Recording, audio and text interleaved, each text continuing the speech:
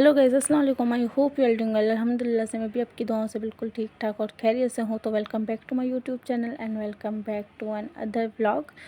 तो आज जो है वो जुम्मे का दिन है, मतलब कि अलविदाई जुम्मा है, लास्ट जुम्मा इस रमज़ान का। तो हम बना रहे हैं सहरी और जो है मतलब कि आज बहुत दिल उदास था क्योंकि आखिरी जुम्मा था और रमज़ान के लास्ट डेज़ बचे हैं 4 से 5 दिन। तो बस इस वजह से थोड़ा बहुत सैड भी थे और इतना जल्दी रमज़ान गुज़र गया। और आई थिंक कि मेरी लाइफ का सबसे पहला रमज़ान होगा जो पता भी नहीं चला कि आज शुरू हुआ और कल जो है वो ख़त्म होने वाला है। तो इतना जल्दी जल्दी ये रमज़ान गुज़रा है ना कि बस ना पूछें। तो बस ये अलविदाई जुम्मा था। तो सबसे पहले जो थी आज भरी रात भी थी, तो इबादत की, तहज्जुद पढ़ी, उसके बाद जो है सहरी बनाने लगे क्योंकि वैसे ही सारी रात जागते रहते हैं। तो सहरी बनाने के बाद बैठ के सुकून से हमने की सहरी और माशाल्लाह से सबका रोज़ा था आज, सबने रोज़ा रखा था अल्हम्दुलिल्लाह। तो फिर मैं जाग ही रही थी और मुझे नींद नहीं आ रही थी। मैंने सोचा कि क्यों ना कपड़े प्रेस कर लिए जाए कि सुबह उठते ही टाइम नहीं होता इतना, और जुम्मे का दिन था तो वैसे भी जल्दी मतलब पढ़नी होती नमाज़ वगैरह। और इस वजह से फिर जल्दी जल्दी मैंने अपने कपड़े प्रेस किए, हस्बैंड की किए और अली हसनैन का भी जो है वो प्रेस करके रख दिया था। तो बस ये कपड़े फ़िलहाल मैं यहाँ से लेके जाके हैंग कर दूँगी और मतलब कि उठेंगे दिन में तो बस फिर निकाले और फ्रेश हो गए। और मैं जब कपड़े प्रेस कर रही थी तो यहाँ मुकम्मल मतलब कि रोशनी हो चुकी थी, सुबह हो चुकी थी, तकरीबन सुबह के 7 साढ़े 7 ऐसे कुछ टाइम था।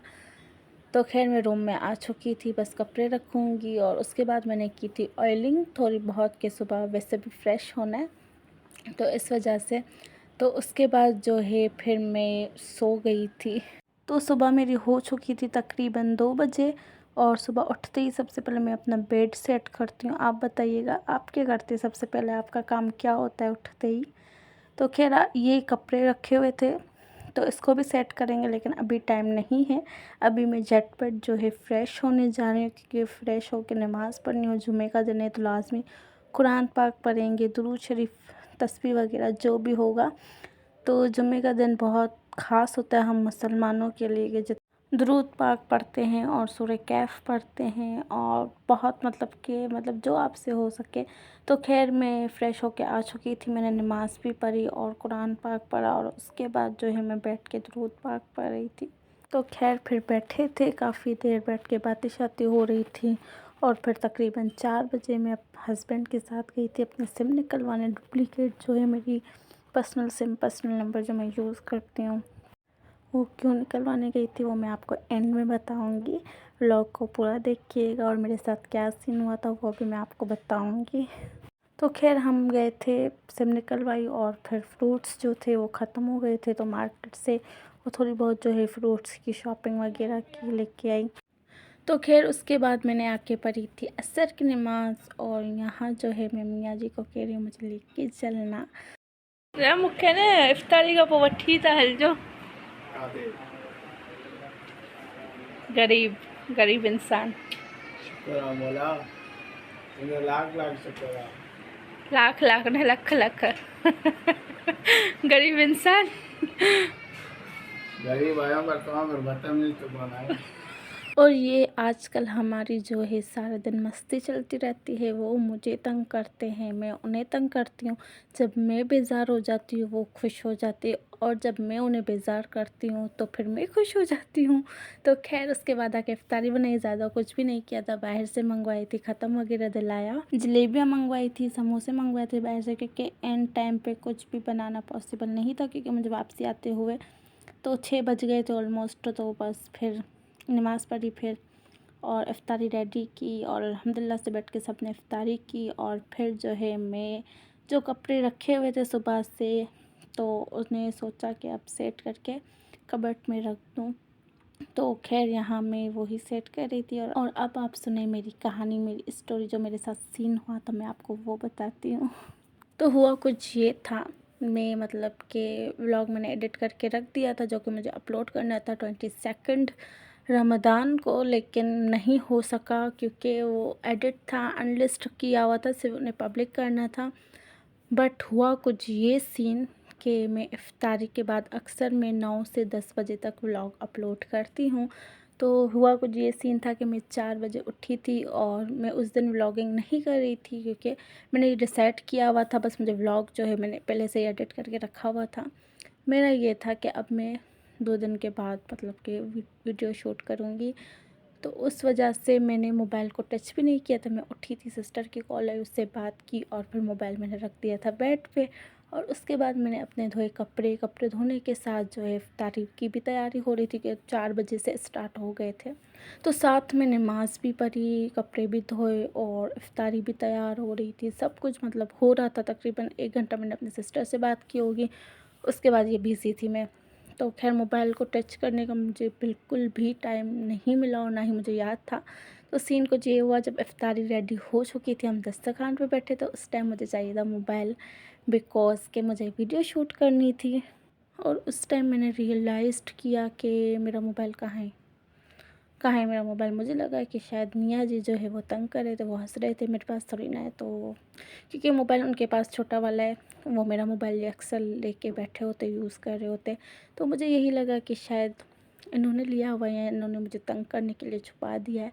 तो मैंने बोला खैर ना दे, ठीक है। मैं बैठ के अपने इफ्तारी की, रोज़ा खोला।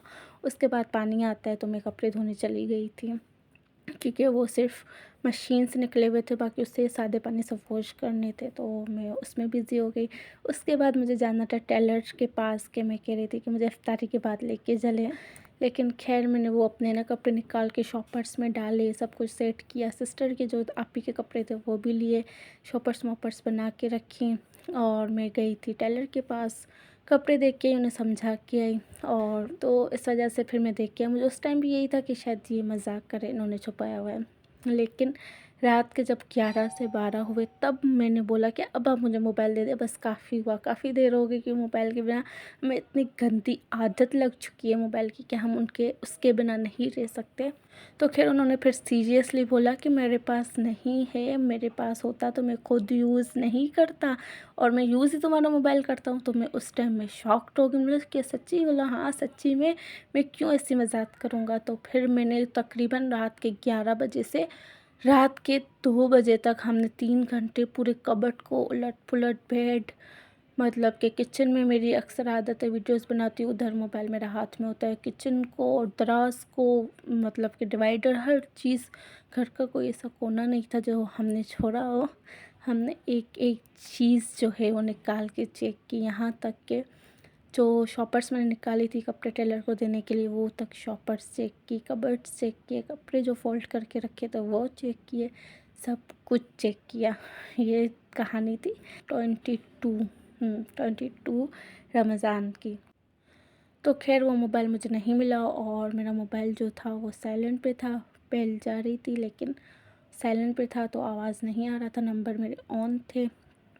तो उसके बाद सीन कुछ यूँ, हाँ मुझे भी याद आया, मेरा अलार्म सेट होता है 4 बजे का, सहरी का। तो मैंने बोला अलार्म जो है वो मेरा साइलेंट पे नहीं है, वो बेल पे। मैंने बोला अलार्म बजेगा तो पता चल जाएगा 4 बजे कि कहाँ है मेरा मोबाइल। तो सीन ये हुआ कि अलार्म नहीं बजा। हम 4 बजे तक वेट करते रहे, और उसके बाद तो मेरी वैसे भी मतलब कि एक ना बोलते ना सुकून था कि हाँ पता चल जाएगा 4 बजे कहाँ है, पता चल जाएगा। हो सकता है कि अली हसनैन, वो फातिमा इज़्ज़त बरी, वो बता देती, अली हसनैन ने इधर उधर रख दिया हो, तो हमें ये शक था। तो हम वेट कर रहे थे, 4 बज गए, अलार्म नहीं बजा। उसके बाद जो मेरी हालत हुई, और वो 3 दिन मैंने कैसे गुजारे मुझे पता है। तो वो 3 दिन मेरे पास मोबाइल नहीं था, और मेरा मोबाइल घर में ही पता नहीं कहाँ गया। कोई चोरी मोरी नहीं हुआ, लेकिन गुम हो गया घर पे। और घर पे ना कोई आया ना कोई गया, हम सिर्फ फैमिली मेम्बर्स थे। अब वो चीज़ कहाँ गई, या अली हसनैन ने यहाँ वहाँ कर दिया, या फिर घर में ये किस जगह है पता नहीं। अब जब मिलना होगा उस टाइम मिल जाएगा। मैंने ये था, मतलब जहाँ भी है, जब मिलना होगा मिल जाएगा, लेकिन मुझे न्यू मोबाइल चाहिए। तो मतलब 2 दिन हमने देखा काफ़ी। फिर तीसरे दिन मैं रात को जाके, तरावी के बाद हस्बैंड ने बोला हम चलेंगे, तो फिर हम गए, जाके मैं न्यू मोबाइल अपना लेके आई। न्यू मोबाइल मुझे वैसे भी लेना था, लेकिन मेरा इरादा ये था कि मैं ईद के बाद लूँगी। तो खैर नसीब में ये लिखा हुआ था कि रमज़ान में ही आना था, तो मिल गया। लेकिन मुझे ये आइडिया नहीं था कि मेरा गुम हो जाएगा, क्योंकि उसमें मेरा सारा डेटा था। तो ये तो शुक्र है कि मेरे जीमेल्स, गूगल्स अकाउंट जो भी है वो मैं डायरी में लिख के रखती हूँ, तो मेरे मतलब नंबर्स मिस नहीं हुए, मेरा जो है क्या बोलते हैं चैनल मिस नहीं हुआ, वो सब कुछ एक सेफ डायरी में लिखा हुआ था। तो थैंक गॉड तो इसकी वजह से मैं बहुत परेशान थी, लेकिन अल्हम्दुलिल्लाह से वो चैनल जो है वो भी हो गया, जीमेल अकाउंट मेरा खुल गया, नंबर्स भी मेरे मिस नहीं हुए।